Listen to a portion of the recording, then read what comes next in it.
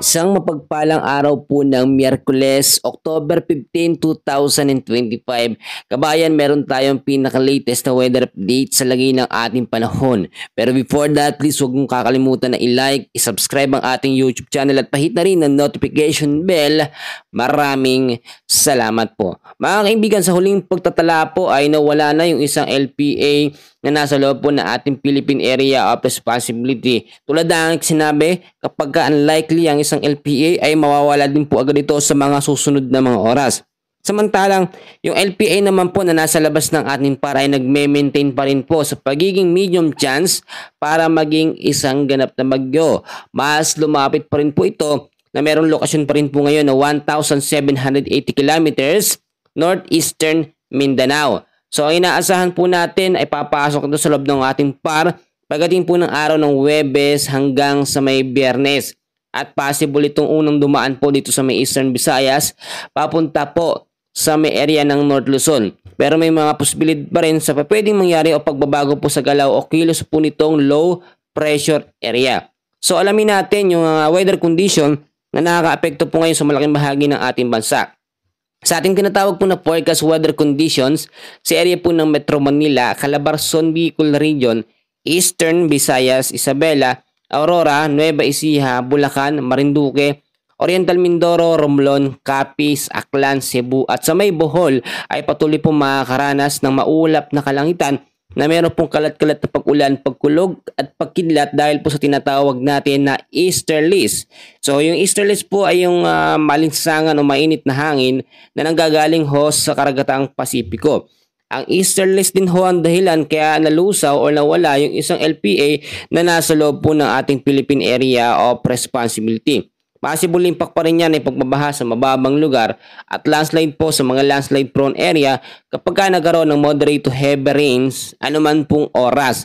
Samantalang sa area ng Batanes, sa may Cagayan, Apayao at Ilocos Norte patuloy din po makakaranas ng partly cloudy to cloudy skies with isolated light rains dahil po sa tinatawag natin na northeasterly wind flow. Ang northeasterly wind flow po ay yung mahinang amihan na nararanasan na po dyan sa may bandang north.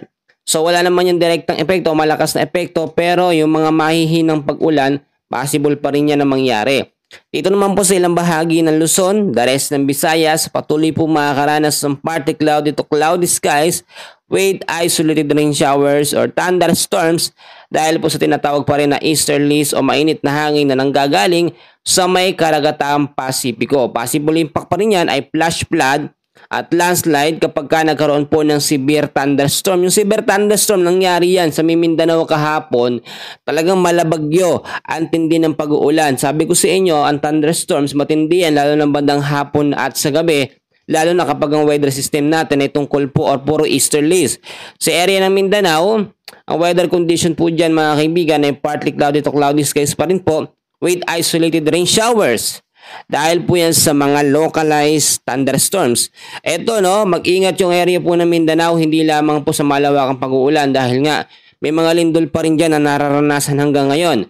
So alamin din natin yung mga konting update natin patungkol po sa mga possible na mga lindol na maranasan yung mga aftershocks. Sa Manay, Davao Oriental ay magkasunod na lindol. Ang naranasan 4.0 at 4.6 no kaninang alas 2 po ng madaling araw.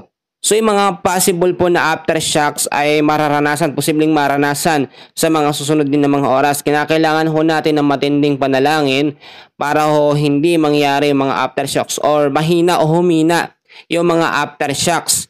Dahil nga po sa tindi ng pinsala ng mga lindol o malalakas na mga lindol ay nagkakaroon po tayo ng mga aftershocks. So ngayon ho, October 15, Wednesday, para makahabol pa, walang pasok, no? Para sa mga hindi nakakaalam, walang pasok po sa may Central Luzon sa Region 3, Norsagaray, Bulacan o levels public at private hanggang October 17. Dahil po yan sa pagbibigay daan sa health break na pinatupad po dahil sa pagtaas ng kaso ng influenza like illness at yung upang bigyan ng panahon ng pag-usuri ng earthquake preparedness sa mga school at paaralan.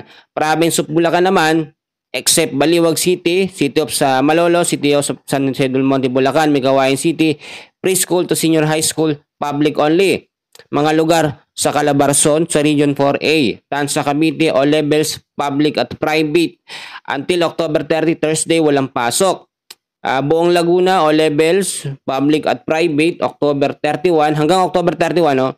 Friday, wala pong pasok. Buong Rizal, all level public at private hanggang sa October 17, Friday, walang pasok. Mga lugar naman ho sa may Central Visayas, Region 7, sa may Cebu, preschool to senior high school, public only, hanggang October 18, Sabado, walang pasok. Mandawi City, Cebu, all levels po, public at private, hanggang October 17, walang pasok. Alegria, Cebu, all levels po yan, public at private, hanggang sa magbigay ng notice kung kailan magkakaroon ng pasok. Sa Badian, Cebu, all levels, public at private, hanggang October 17. Bantayan, Cebu, all levels, public at private, kapag ka nagbigay hanggang sa matapos ang notice na walang pasok. Bogo City, Cebu, ito matindi kasi yung mga aftershocks dito. All levels po public at private until further notice, hanggang sa magbigay ng notice. Baljun, Cebu, all levels public at private hanggang magbigay ng notice. Marami pa po mga lugar, no? At ito, dadagdag natin sa may Davao Region.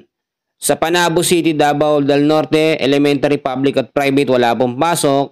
Sa may Saxargen, sa may Region 7, ay wala pong pasok. Region 12 po, Tululan, North Cotabato, levels public at private, wala pong pasok hanggang sa October 17. Tulad na sinasabi, hindi lamang mga bagyo ang ating nararanasan ngayon, hindi lang mga lindol, pati yung pagkalat ng sakit o influenza.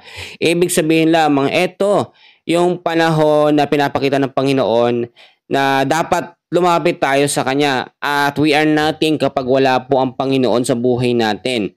So napaka-clear naman, pinapakita ng Panginoon kung gaano siya ka-powerful, kung gaano niya nakokontrol lahat. Kaya kailangan natin ngayon manalangin. Tulad nga ng sinabi po sa Philippians 4:6 na dapat hindi tayo mga balisa sa lahat ng bagay, bagkos ipanalangin natin sa Panginoon ang mga bagay na bumabagabag sa atin. Mga lindol man yan, sakuna, mga sakit, no? Mga bagyo, malalakas na ulan, lahat po yan kinakailangan natin ipanalangin sa Panginoon. Then instantly, lahat ng ating worriness ay mawawala dahil ipinapanalangin natin sa may kapal na siyang may lalang po ng lahat. Ngayon kabayan, yan muna ang pinaka-latest na update natin sa lagay ng ating panahon at sa konting update sa mga aftershocks.